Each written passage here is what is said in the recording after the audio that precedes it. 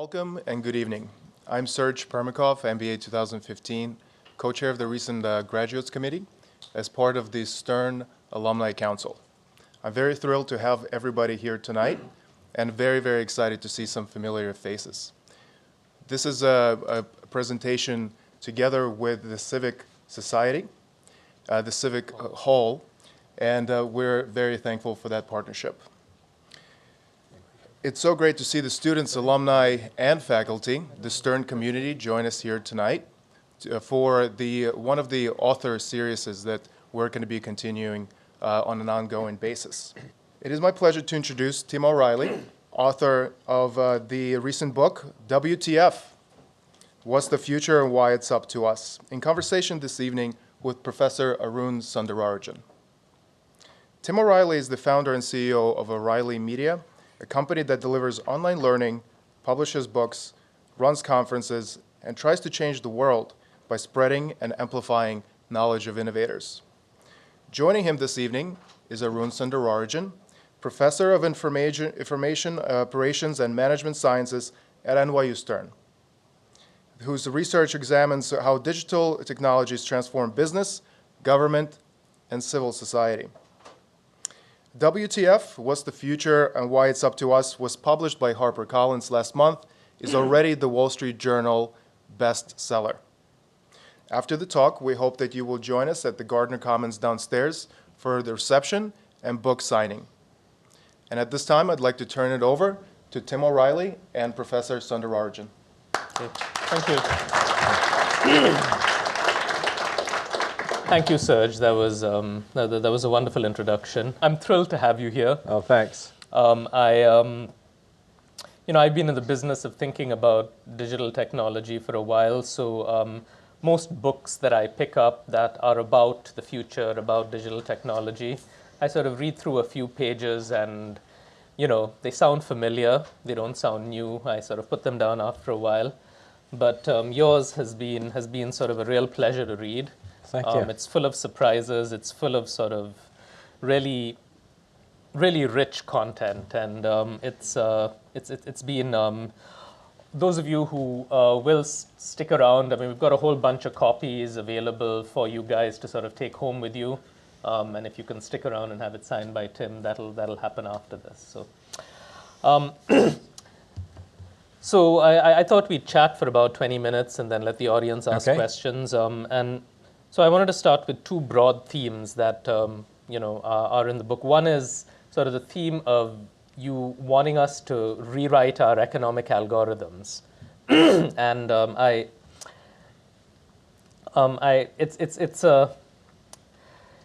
think there've been lots of calls for sort of changing our economic system. Like, changing the assumptions that we make. Mm-hmm. These assumptions are no longer right. Neoliberalism doesn't sort of work the way that we wanted it to. But, this is sort of an interesting framing. And so could you tell us a bit more about what do you mean by that, change our economic algorithms? Let me start by just kind of framing the big picture of the book. I've basically spent 35, 40 years around the technology industry. And I've spent a lot of time looking at successive waves of platforms, IBM, Microsoft, Google, Facebook, and trying to think about what they teach us. And that's really what the book, the first part of the book really is about, is reflections on the rise of these great platforms and the fact that they are changing the way our society works. But they're also economies in their own right. And the thing that they teach us about economics that I think is a fresh insight is the idea that you can see so much more clearly that they're designed economies, that they have rules with outcomes that are created by people, and that those rules shape what happens. So, for example, the great breakthrough that Google had was not just their ability to build a fantastic search engine, but the design of the marketplace by which they matched up advertisers with pages. Yeah. And it literally was Hal Varian, great economist, author of the leading textbook on microeconomics, was a key player in actually thinking through a better way to build that algorithm. And you look at Facebook, it's pretty clear that their algorithms are showing us choices of content. And it's a shaped economy of ideas. And when you look at a service like Uber or Lyft, something that Arun and I have both spent a lot of time doing, you understand how much the rules of the system of matching up drivers and passengers is this designed artifact. We're building algorithms that manage markets. And then I basically take that idea and say, well, guess what? Our economy writ large is also a designed system. Yeah. Managed by rules and produces outcomes. And of course, this runs all through economics. One of the things that was very interesting to me, and I talk a little bit about in the book, is the chief economist at Uber pointed me to a book called Who Gets What and Why. And it's a book about the design of markets by Alvin E. Roth, who won the Nobel Prize in economics, not for something you normally think of as economics. He was actually a healthcare guy who was trying to figure out how to do better matching of kidney transplants, people who were donors with people who needed them. Yeah. And the algorithm up to that point had been first come, first served. And he designed a better mathematical algorithm for finding the right way to get more people kidneys. And again, this message, markets are outcomes.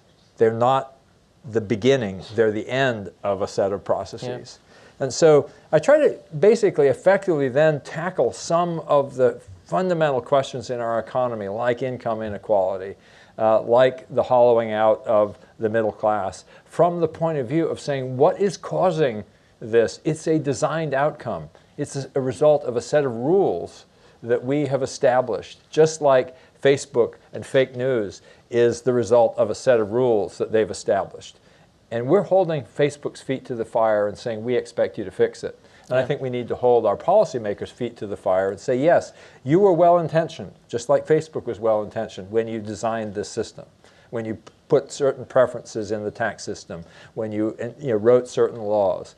But they have had negative outcomes, and we expect you to fix them. So effectively, I'm taking what I've learned in technology and then applying it to this broader question of economics. It's sort of an interesting parallel, right? Because in some ways, we can think of an actor like the government of a country that might go to Facebook and say, well, you may have had good intentions, but things haven't worked out, and so here's what you need to change. But it's a little harder to wrap your head around what would the process of change be to sort of change the blueprint of the economy, to change the algorithms of the economy? Well, one of the first things that we have to do, and that makes a big difference, is simply recognizing that it is a design system. Yeah. As we're facing this debate about the current tax bill, yeah. It's a redesign of the rules that will shape the economy. It will shape. Oh, sorry, that's somebody trying to reach me. And, let's see. I wonder if he agrees with you. It's like no. So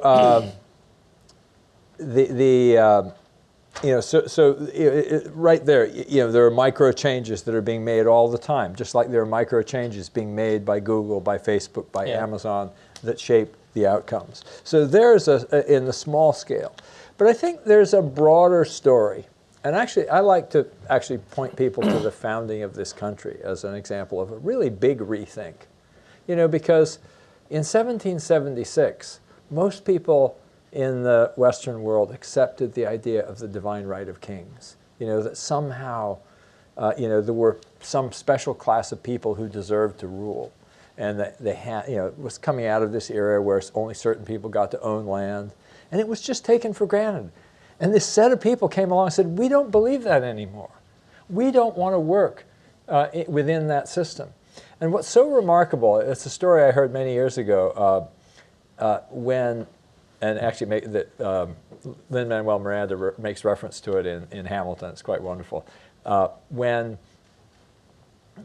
George Washington did not declare himself King of America, George III was astonished. And he said, if he has done that thing, he is the greatest man the world has ever seen. It was literally unthinkable that we would have this revolution, and the leader of this army who led the revolution wouldn't just turn around and become king. And so here we are now in a world where we accept the divine right of capital to get all of the benefits of increased technological productivity. We accept that it's just only natural somehow that companies want to get rid of as many costs as possible, even if that means eliminating people. And it's even embedded in our financial statements. You think about it. You hear the phrase all the time, the bottom line. What's the bottom line? The return to capital. What are people? They're a cost. The framing of our economy is a set of rules that we accept, and it's not the only way to do it. And I think that we've kind of been sold a bill of goods. So the first thing that we have to recognize is that it is a design system, and that we can change that design. Now, I'm not sure what the right changes are. I'm not, because first of all, the capitalist system has been this incredible creation, this incredible source of wealth creation. Yeah. There's a wonderful site called Our World in Data, and it's a series of graphs about progress in the world. It's run out of Oxford University. And one graph is particularly striking because it basically shows life expectancy for 500 years. And you watch it kind of bumping around, and it only ever gets worse. There's times of war and famine and so on, and you see these drops in life expectancy, average life expectancy. And then suddenly, magically, in Europe, around the middle of the 19th century, you see it start to climb. And it literally doubles over a period of 75 years. And then he has this little ability to put additional countries onto the map. And each time you see, as they join the Industrial Revolution, life expectancy goes up and to the right. So it's an astonishing achievement, our capitalist system. But the idea that it is perfect, and the idea that, in fact, that it's even the same capitalist system through that entire period, I think, is very wrong. In the beginning of that time, we used to send children into work in factories. Yeah. We had slavery here in the United States when that was starting to happen. We changed a lot of the rules. And I think we could make a lot of really big changes and improve this system. And all of the things that we're doing are so small, and often they're in the wrong direction, because we're still convinced that what we are lacking is a shortage of capital. And think about this for the last, and actually this is sort of a historical point that I make in the book, which has nothing to do with technology, but everything to do with this idea of human choice and design. And it's the different choice that Europe and America made after World War I and after World War II. Because after World War I, the Allies punished their enemies. They basically didn't look after their returning veterans. They continued down a path of serious wealth inequality. And it led to this period of hyperinflation in Germany. It led to a global depression, led to the rise of Nazism, and a do-over, another great world war. After the Second World War, we made a completely different set of choices. We basically rebuilt Germany and Japan and Italy. We invested in our people around the world. We basically had laws that encouraged people to go back to work. The GI Bill took all those returning veterans and said, buy a farm, buy a business, go back to school, we'll help. These are, in fact, changes in the rules. And it led to that period of post-war prosperity that we now look back on as somewhat anomalous. And then around 1970, this new idea took hold. It began with an op-ed from Milton Friedman, in which he said the social responsibility of a business is to increase its profits. Yep. And this guy named Michael Jansen at Harvard Business School started preaching the idea that we would actually have a more efficient economy if we actually aligned the pay of CEOs with stock performance. It turned out to be wrong. It's just like Facebook had this idea that they would build this this system that reinforced, that showed you more of what you liked, showed you more of what you clicked on, and that this would connect people with their friends. Not a bad idea. It just turned out not to be true. It turned out that that feedback system that Facebook created amplified hyperpartisanship. And it turned out that that system that Jensen advocated turned out to basically turn the interests of capital against the rest of society. It's interesting. I mean, I was sort of brought up on the teachings of Jensen when I was a graduate student. And, I think that, and we can sort of probably get to this further in the Q&A because, there's always something appealing about simplicity, even when the simplicity is not entirely accurate. Yeah. Sort of like GDP. Yeah, sure. Or the rational economic actor. Yeah. And so I think that there's sort of a thread over there that runs through all of this, right? So if I turn to sort of the simpler problem, which is trying to fix what seems to clearly be wrong with the algorithms that are inside sort of these global digital systems like Facebook and Google. I was at these meetings last week where there was a sort of a lengthy discussion about what do we do about Facebook, what do we do about the problem of the adverse effects that are being caused by these sort of ad revenue maximizing algorithms. Yeah. And there were representatives from Facebook there who made the argument that, they feel uncomfortable being the arbiters of truth. Yeah. And, there's a lot of pushback there, certainly. And, the familiar example of satire came up, which is that, satire is sort of fake news in some sense, but it's clearly something that is desirable and yet it's not true. And so where do we draw the line? And there's this is sort of a red herring in some sense, but I think we're pretty clear on the fact that something is wrong with this design. But I think that there's less clarity about what needs to be done. And so what's your solution here? So the first thing I would say is that the idea that Facebook is being asked to decide what is true and what is false, I don't think is really correct. There's, again, I actually try to explain this in the book by reference to Google, which has its own problems of what's true and false. But I think people have generally accepted that Google is not really being the arbiter of truth when they basically say, hey, a lot more authoritative people have linked to this site and said it's a good site, and therefore we're going to feature it higher in the results. They don't censor anything. They just basically say more people seem to value this in a way that is meaningful. But not just a clear count. So for example, a link from you, Arun, who's a professor at NYU, the author of a book about the on-demand economy, will rank more highly with respect to some discussion of on-demand, perhaps, than somebody who's just posted something in a Facebook thread. And that's the beauty of PageRank. And they've actually designed a system that produces measurably better results.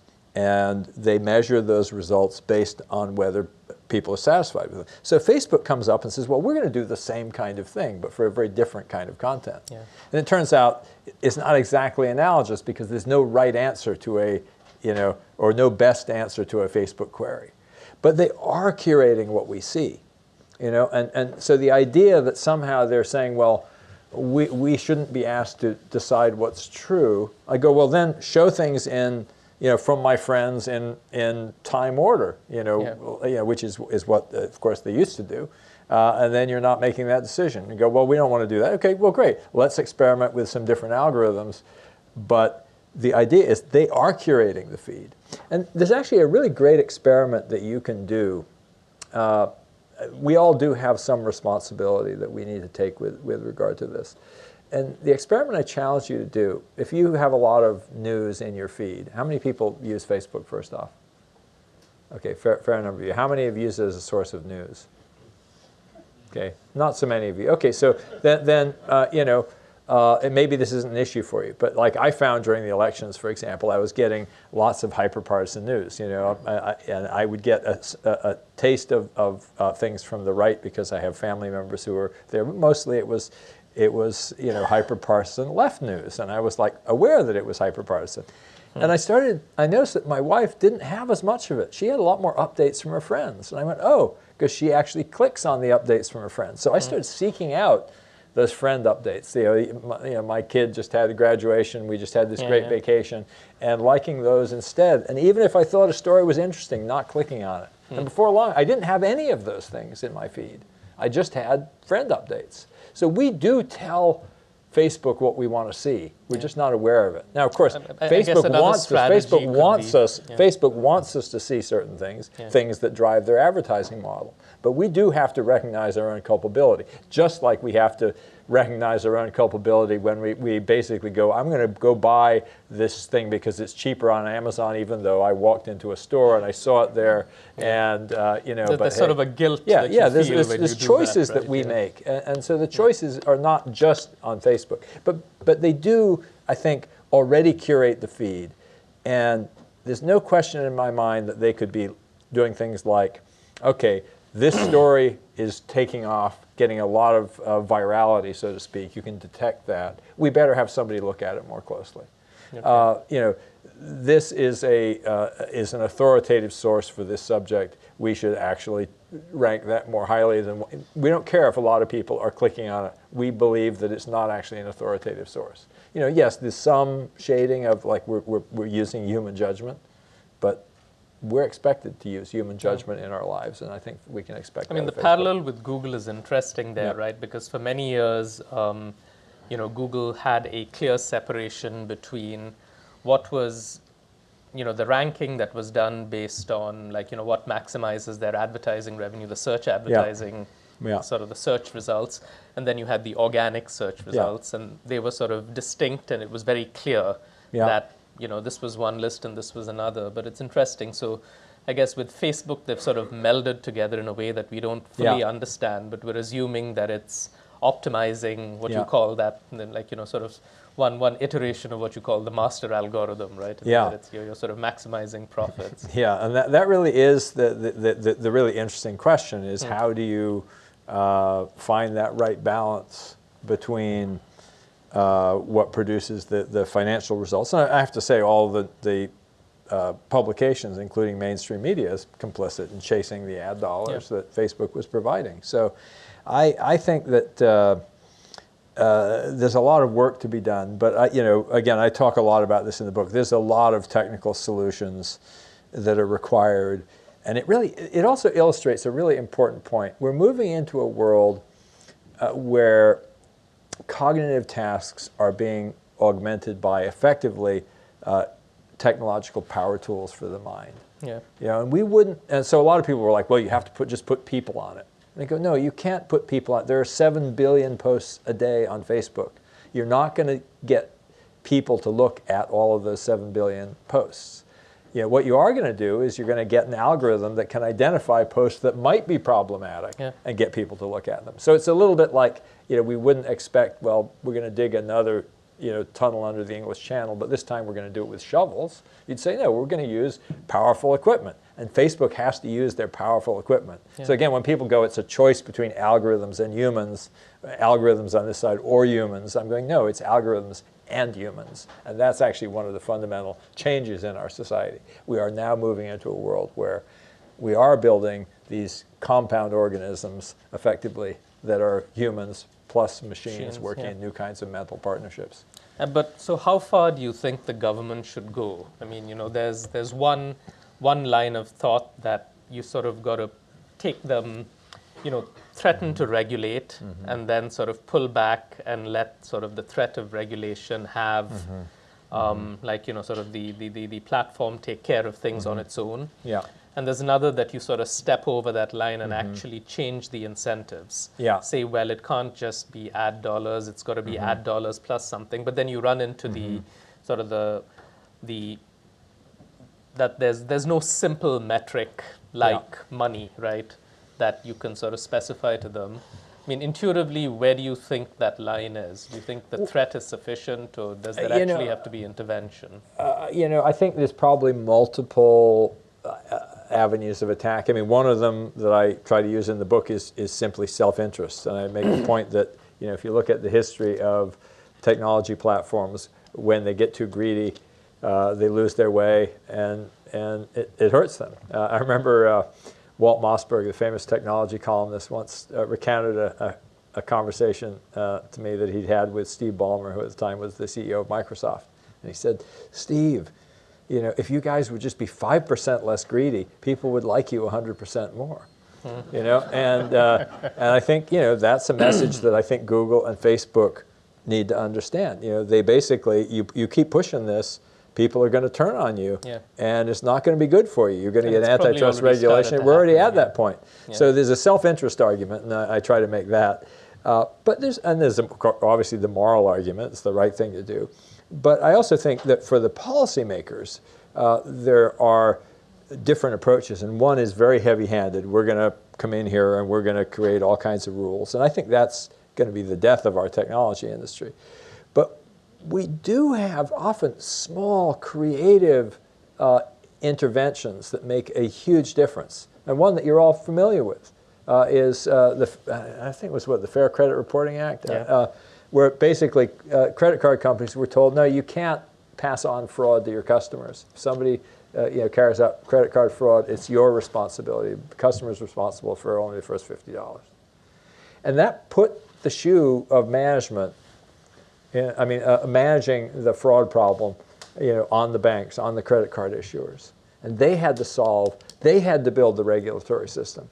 And I think there's a similar solution that we should be looking for. We need to figure out what's the hot potato that we need to hand to Google, to Facebook, to Twitter, so that they go, whoa, if we don't get this right, we have a giant liability.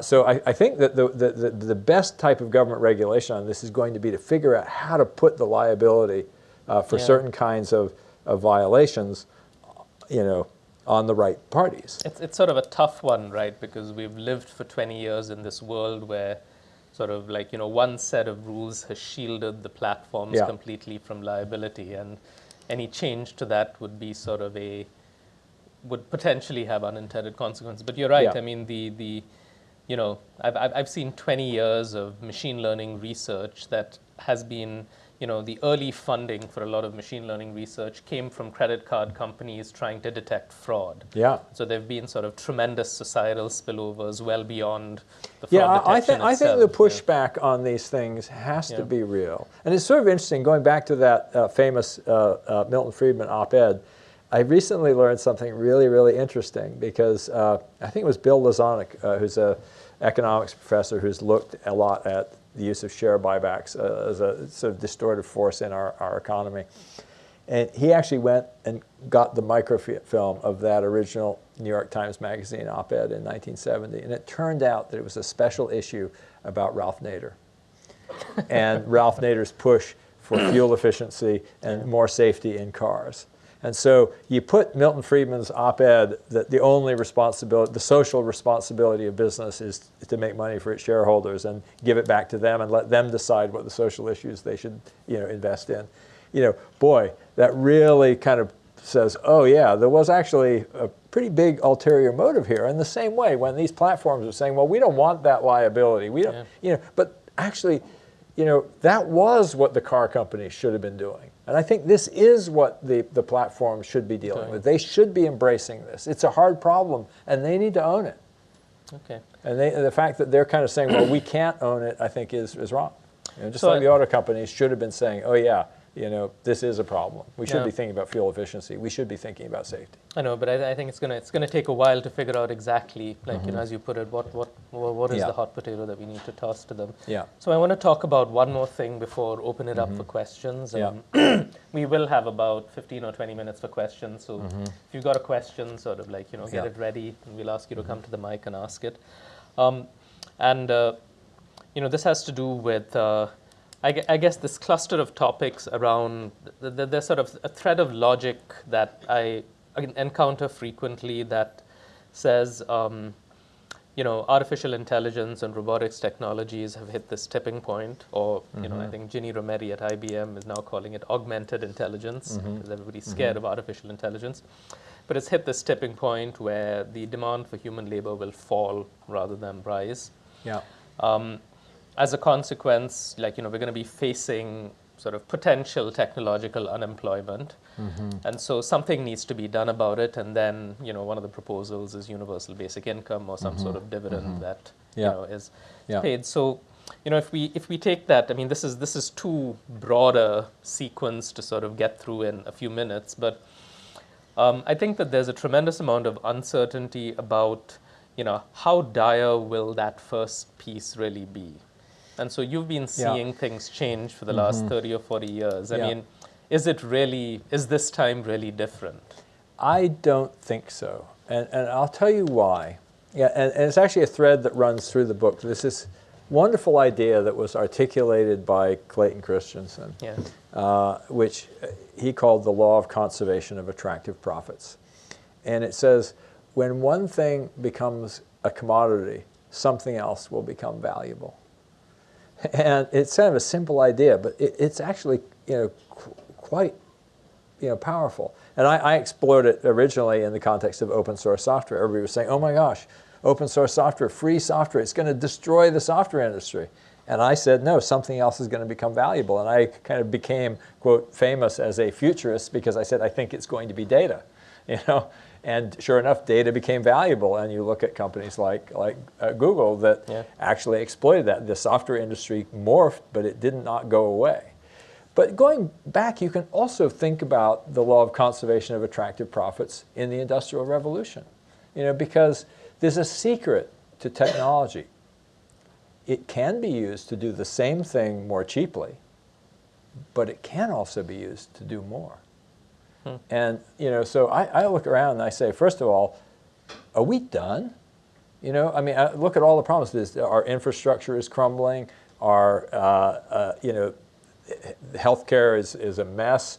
Climate change. Our demographics are creating a need for a lot more in the caring economy. And so my question is not, will there be work to go around? I'm kind of going, what's keeping us from doing it? And I look at the design of our economic system, which is optimizing for the wrong thing. And there's really good examples today. Uber and Lyft, they put more people to work driving cars for other people than the previous taxi industry. They used technology to make possible for more people to do that job. You look at Amazon in their warehouses. From 2014 to 2016, they put in 45,000 warehouse robots, and they added 250,000 people. Because they didn't say, we're going to use the robots to do the same thing more cheaply and fatten our bottom line. They said, wow, we're going to use this as an opportunity to deliver even more amazing service. We can pack more products into the warehouses. We can get them out faster. We can get more products out to people next day. And in a bunch of zip codes, we're going to go for same-day delivery.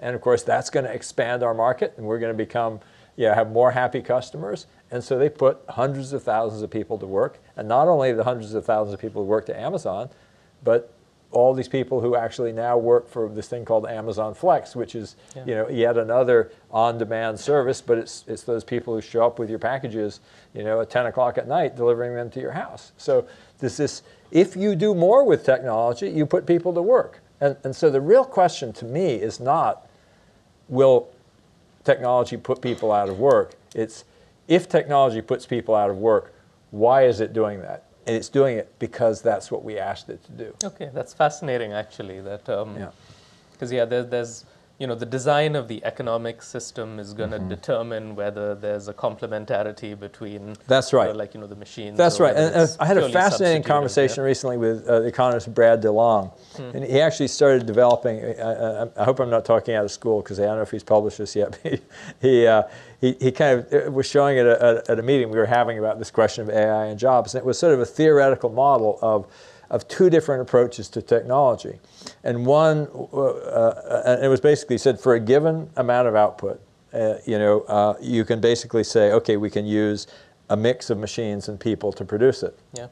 And so here's this thought experiment where increase the ratio of people replacing machines, and you get a line here. Increase the ratio of people enhancing machines, and you get another line here. And you can kind of just shift that line, and you can say, well, we can actually, by using more people enhancing machines, we actually increase the number of people working. Yeah. But for a fixed amount of output. So we can actually get the same amount of output either way, was his sort of toy model, so to speak. And I think it's really, again, reinforcing this thread that runs entirely through the book, that it's a matter of the choices that we make about how to deploy technology. Okay, so I want to open it up for questions now, and the suggestion I usually make, if it's okay with you, Tim, is that we take 3 questions at a time. Sure. I'll write them down, and then you answer them in whatever way particularly you if you write them down, then I'll be able to remember them. Because and then if you have time, as Winnie we'll the take Pooh 3 said, more. I am a bear of little brain. So, I won't remember them all. But in order to take 3 questions, we need the first one first. And then, so if you have a question, just just go to the mic, and or if you're all the way in the back there, I'll take it after. Yeah. And I'll repeat it, Hi.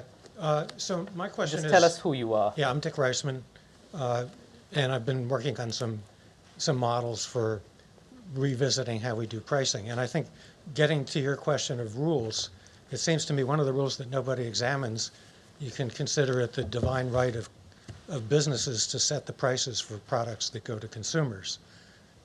Since the 1850s, we've had set prices in department stores. Before that, prices were negotiated. And now that we're doing one-to-one marketing, everything is personalized except prices. Even when people do personalized prices, they're set by the seller and often secretly imposed on the buyer. And there's just a few exceptions, like pay what you want, patronship models, membership models. Journalism is beginning to look at those kinds of models that are more participatory, more dynamic, more individualized. Okay. And it seems to me that would have a huge impact on making the invisible hand work in a much more effective way, where you would get value differentiation. Okay, and so So I'd like to hear sort of comments on- personalizing pricing, or sort of would that, okay, so that's mind one. if I take this while we're waiting? Is somebody else ready? You wanna- I think we had someone Okay. back there. Yes. Absolutely. And your name is? I think there's one question here that's really more important than all the others. And I actually read the book. And it's your question, right?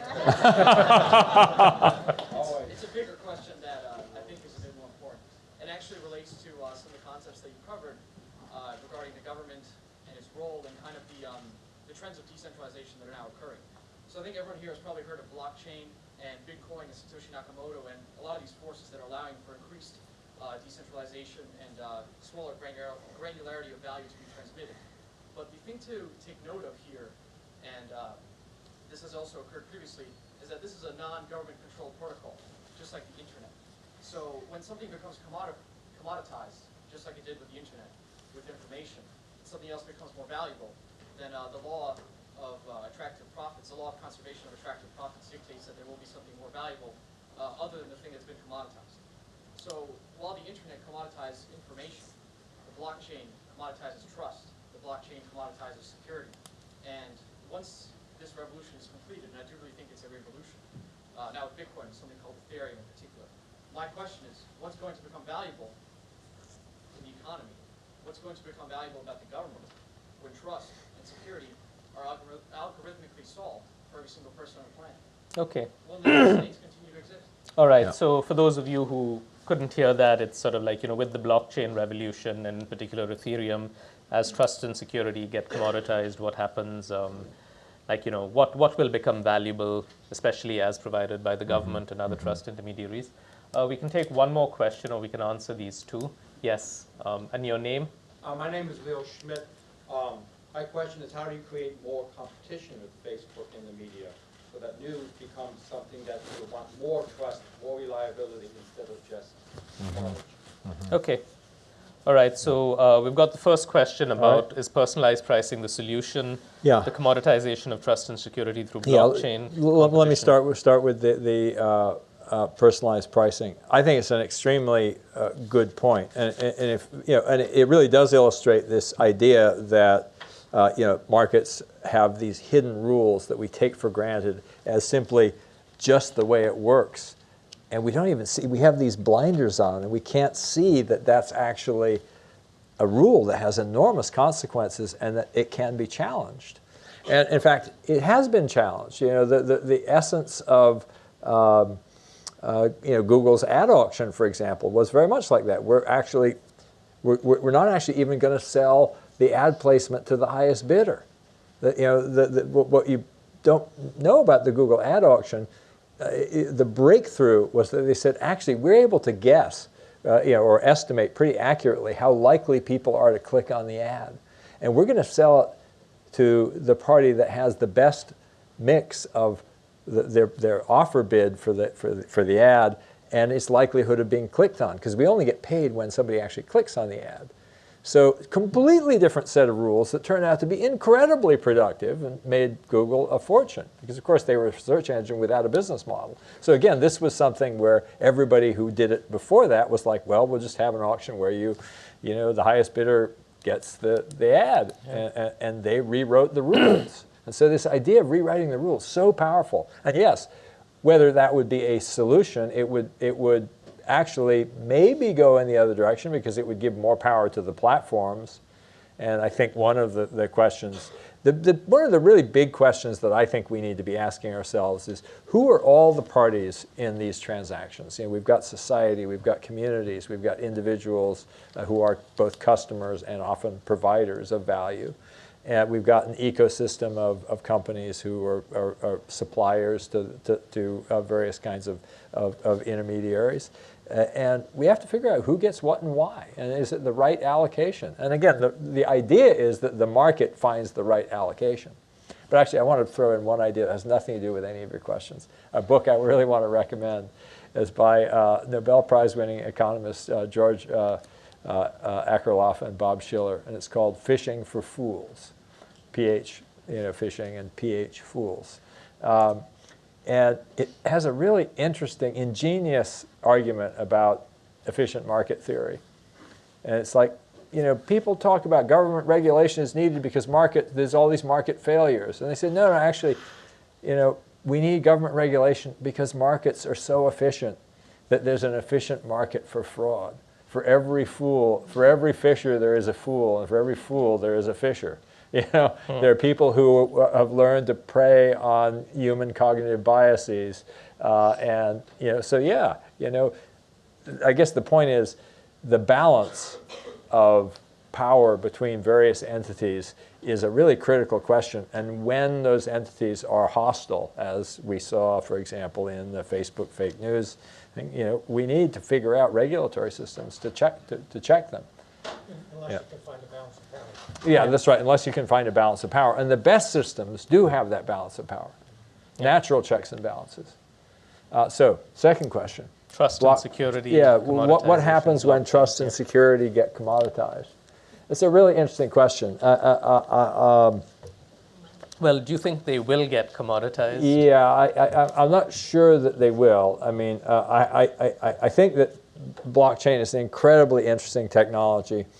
I have some reservations. Both right now, the technological problem is the power requirements for it to really scale to the level for it to become as universal as it would need to be for that to happen. There's some practical problems that still have not been solved.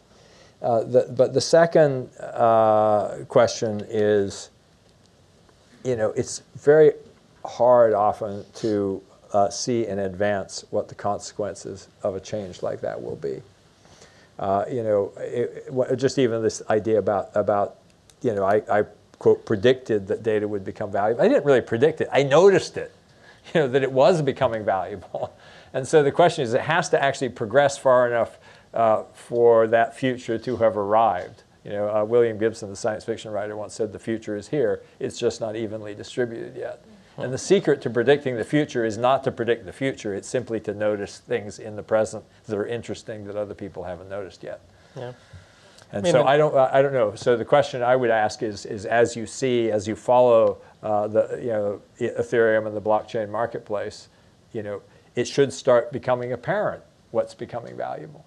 I mean, in some ways, there's a variant on Clay Christensen's, Yeah. as one thing gets commoditized, something else gets valuable, which is as technology disintermediates certain things, the ensuing changes create the need for new, different kinds of intermediaries. Yeah, absolutely. So like as, the internet and TCP/IP made it easy for anyone to publish, potentially disintermediating, that created the need for like intelligent filters like Google that could help us sort of Absolutely. sort through. So And- maybe something there. But and business models change.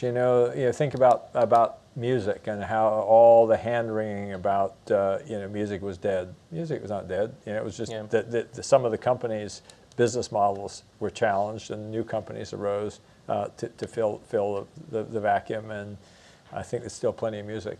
Okay. Any thoughts on And monopoly? plenty of people making money on music. Facebook, Google, monopoly. I mean, how do we facilitate competition?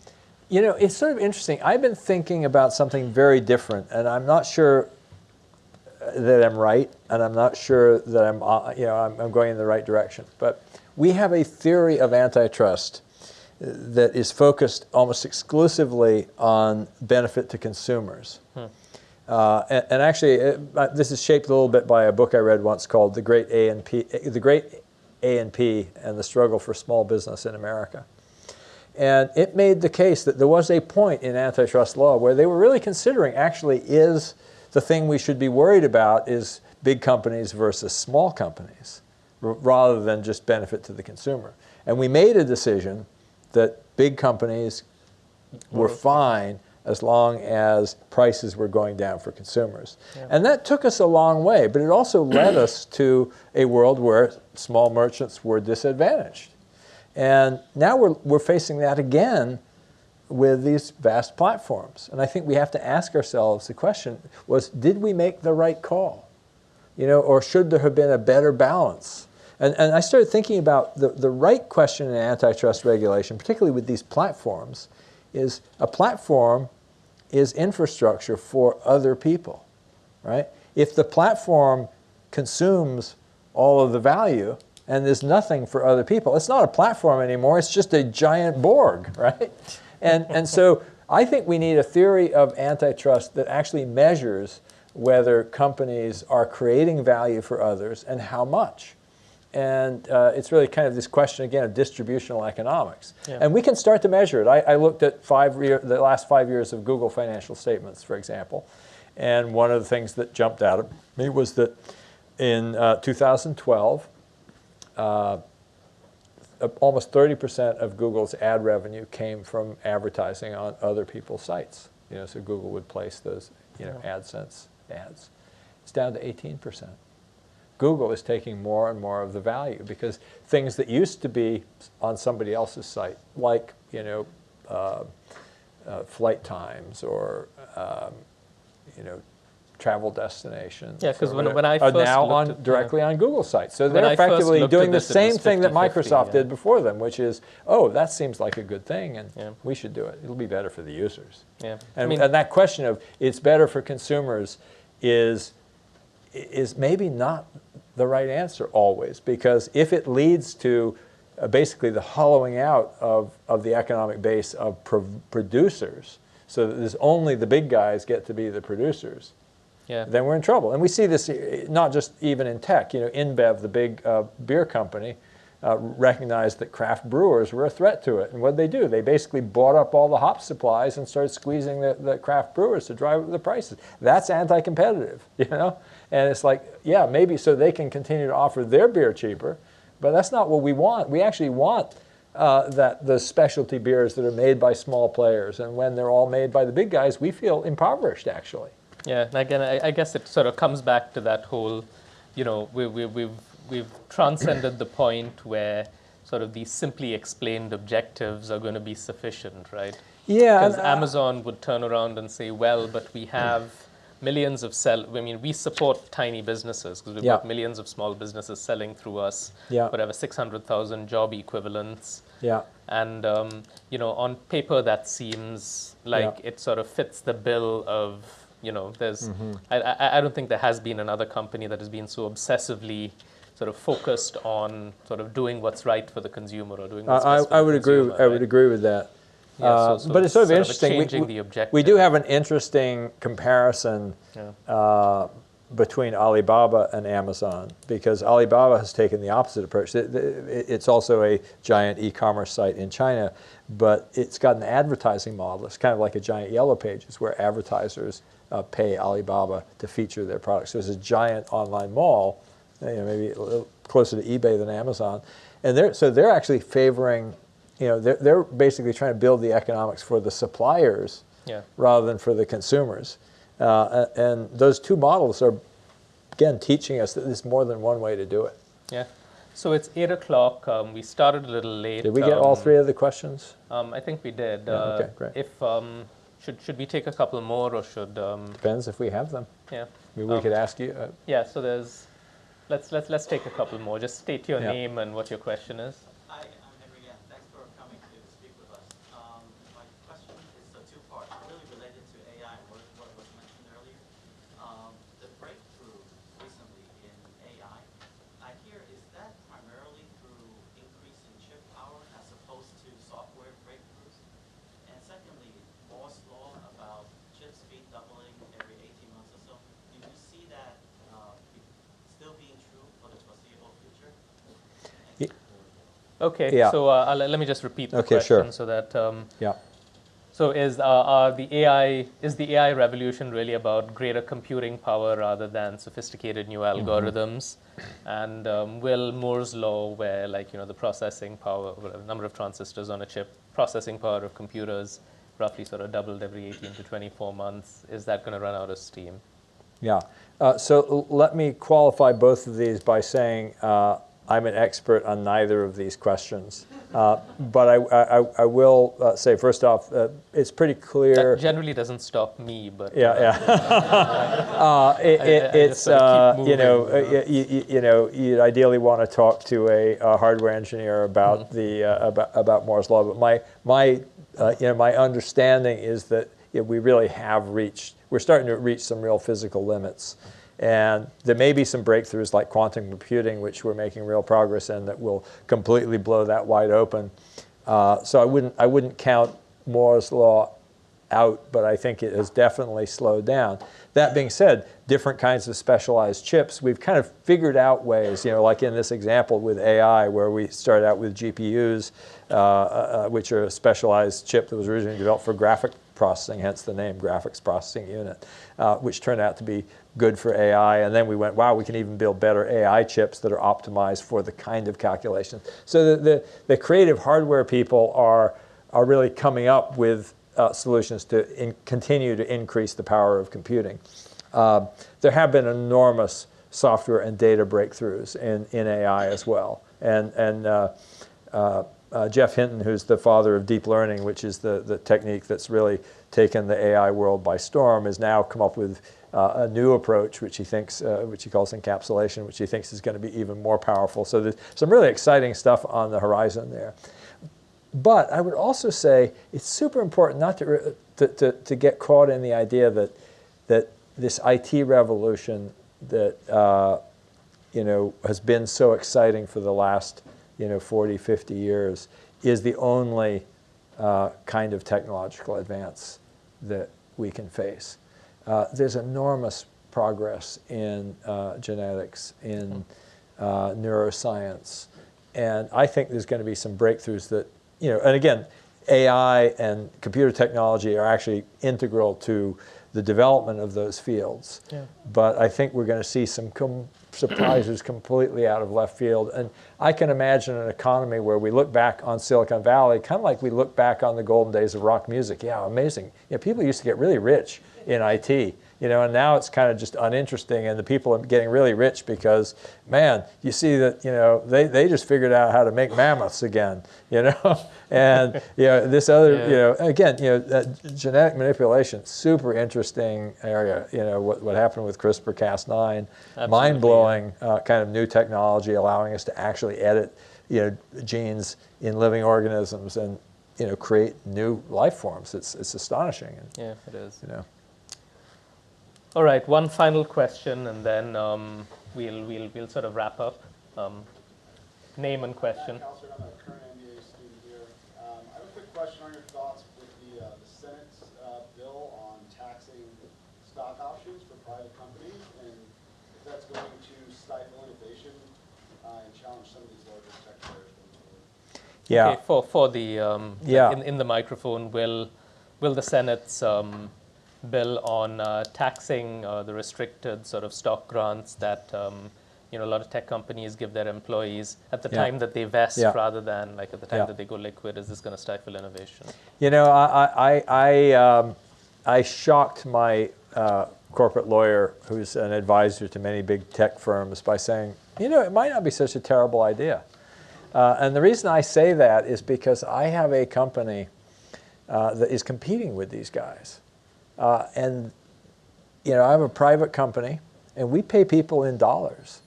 We don't get to pay people in this funny money that's worth 10, 20, 50, 100 times every dollar that they earn. I mean, Google gets $1 of value, from their customers, and it turns into $30, or actually $26.50 of stock value. Facebook gets $30. Amazon gets almost $200 for every dollar of profit they make. And they use that to pay people, and they're sucking in all the talent. Right? And they're actually making it very hard for anybody else to compete. So it's actually a really good check on the power of platforms. Uber doesn't make any money, and yet they have this amazing super currency. And I'm not sure this is the best approach. It's probably a bad approach, in fact. I mean, I tend to be suspicious of anything in this tax bill. But the idea that,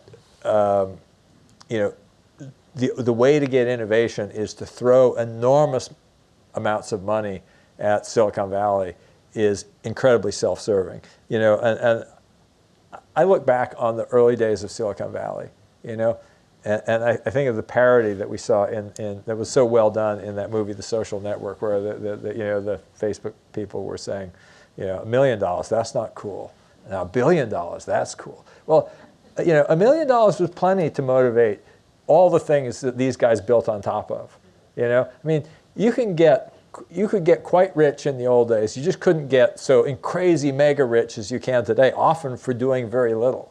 So I think the system's pretty far out of whack, and some kind of check on the fake wealth creation of Silicon Valley. Silicon Valley reminds me in some ways right now of Wall Street in 2006, 2007, where entrepreneurs are really just creating products that they can sell to VCs who are trying to sell them on to the next wave of investors, and they're not even sure that they even know how it will ever become a real business that will have revenue and profits.